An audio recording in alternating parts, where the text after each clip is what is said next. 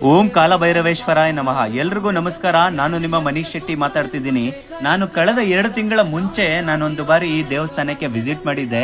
ಆಗ ನನಗೆ ಇದ್ರ ಬಗ್ಗೆ ಏನೂ ಗೊತ್ತಿರ್ಲಿಲ್ಲ. ನಾನು ಒಂದು ಅರ್ಚಕರ ಹತ್ರ ಕೇಳಿ ಏನ್ ಮಾಡ್ಬೇಕು ಸ್ವಾಮಿ, ಯಾವ ತರ ಮಾಡ್ಬೇಕು ಅಂತ ಕೇಳಿದಾಗ ಅವರು ನಿಮ್ಮ ಮನಸ್ಸಲ್ಲಿ ಏನಾದ್ರೂ ಒಂದು ಕೋರಿಕೆ ಇದ್ದಾಗ ಆ ಒಂದು ಕೋರಿಕೆ ಕಷ್ಟಗಳನ್ನ ದೇವ್ರ ಹತ್ರ ಹೇಳ್ಕೊಂಡು ಕುಂಬಳಕಾಯಿ ದೀಪವನ್ನ ಹಚ್ಚಿ ಆ ದೇವರಿಗೆ ಬೆಳಗಿ ಆ ಒಂದು ದೇವಾಲಯವನ್ನು 18 ಸುತ್ತಿ ಬಂದು ನಿಮ್ಮ ಮನಸ್ಸಲ್ಲಿ ಇರುವ ಕೋರಿಕೆಯನ್ನು ಕೋರ್ಕೊಂಡಾಗ ಖಂಡಿತವಾಗ್ಲೂ ನೆರವೇರುತ್ತೆ ಅಂದ್ರು. ಹಾಗೆ ಪ್ರತಿ ತಿಂಗಳು ಬರುವ ಅಷ್ಟಮಿ ದಿನದಂದು ರಾಹುಕಾಲ ಸಮಯದಲ್ಲಿ ಆ ಒಂದು ಕಾಲಭೈರವೇಶ್ವರನಿಗೆ ನೀವು ಕುಂಬಳಕಾಯಿ ದೀಪವನ್ನು ಹಚ್ಚಿ ಬೆಳಗಿ ನಿಮ್ಮ ಮನಸ್ಸಲ್ಲಿ ಏನೇ ಕಷ್ಟ ಇರ್ಲಿ, ಏನೇ ಒಂದು ಕೋರಿಕೆ ಇರ್ಲಿ, ಆ ಒಂದು ಕೋರಿಕೆಯನ್ನ ಆ ಸ್ವಾಮಿಗೆ ಬೇಡಿದಾಗ ಖಂಡಿತವಾಗ್ಲೂ ನೆರವೇರಿಸ್ತಾರೆ ಅನ್ನೋದಕ್ಕೆ ನಾನೇ ಸಾಕ್ಷಿಯಾಗಿರ್ತೀನಿ. ಯಾಕಪ್ಪ ಅಂದ್ರೆ ಇದು ನಂದು 3ನೇ ಬಾರಿ ಆಗಿರುತ್ತೆ. 3ನೇ ಬಾರಿಗೆ ನಾನು ಅನ್ಕೊಂಡಿದ್ ಕೆಲಸ ಸ್ವಲ್ಪ ಆಗಿ ನಡ್ಕೊಂಡು ಬರ್ತಿದೆ.